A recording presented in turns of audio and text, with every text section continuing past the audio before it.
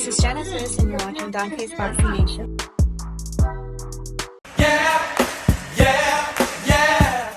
Dante's Boxing Nation, what's going on, guys? So the Canelo Alvarez versus William Scull undercard has just been announced, and it is a terrible card. I'm surprised because I was expecting them to have a really good undercard to make up for the main event, considering that Canelo is not in a big fight. He's fighting against someone that no one has ever heard of. Times like this, I'm even more happy that I live in Thailand because, see, the fights out here, they start early on a Sunday morning if the fight is on Saturday out there. So usually if I want to watch the undercard, I have to wake up really early in the morning.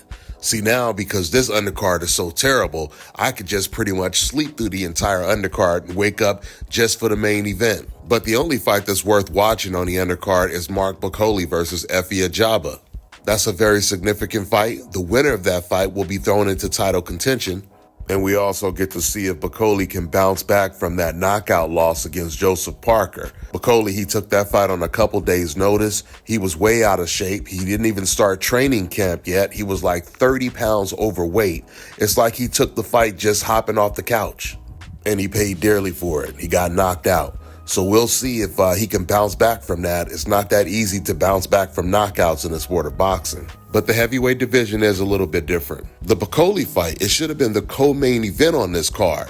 Instead, they have Jaime Munguia against Saras, the rematch. Nobody was interested in the first fight. No one really watched it, and no one really cares about the rematch. The first fight was a cherry pick gone wrong against a guy that no one had heard of, a guy that hadn't fought anyone. He had never been a champion, never had any champion experience, etc., etc. If they tried to put Jaime Munguia's fight in the main event on regular TV for free, it still wouldn't get that many views. I mean, because even before Jaime Munguia lost to Saras, before he lost to Canelo, he was never a draw.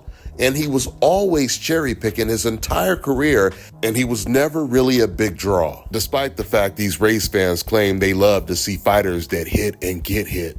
Jaime Munguia, he ain't never even came close to the type of numbers a Shakur Stevenson brings in. So to me, it seems like this was just a throwaway card. They put no effort into this card.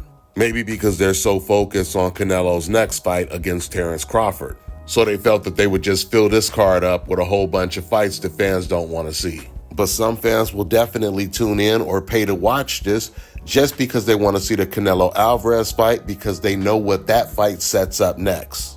Now, Canelo, he hasn't gotten a knockout in a really, really long time. I mean, he didn't even knock out the junior middleweight Jermell Charlo. So we'll see if he can knock out William Scull.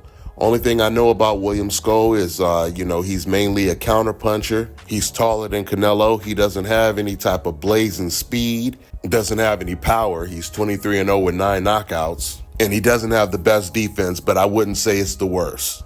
All ingredients for a guaranteed win by Canelo Alvarez, by decision or knockout. With that being said, I'm going to wrap this video up. That's all I got for now, guys. I'm on to the next one.